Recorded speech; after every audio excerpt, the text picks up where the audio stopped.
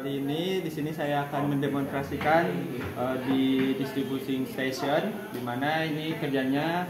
Di sini ada magazine, di mana ini untuk menyimpan barang, dan ntar dia akan mengeluarkan barangnya ke sebuah space yang ada di sini. Contohnya seperti berikut. Di sini kita tekan dulu tombol resetnya terlebih dahulu. Nah, setelah lampu resetnya sudah mati, kita pindahkan ke auto. Nah, setelah memindahkan kunci ini ke auto, kita akan melakukan starting di distribusi. Dia akan mengambil barang dari magazine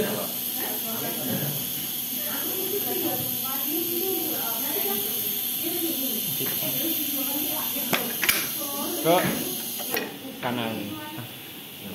Kurang ini.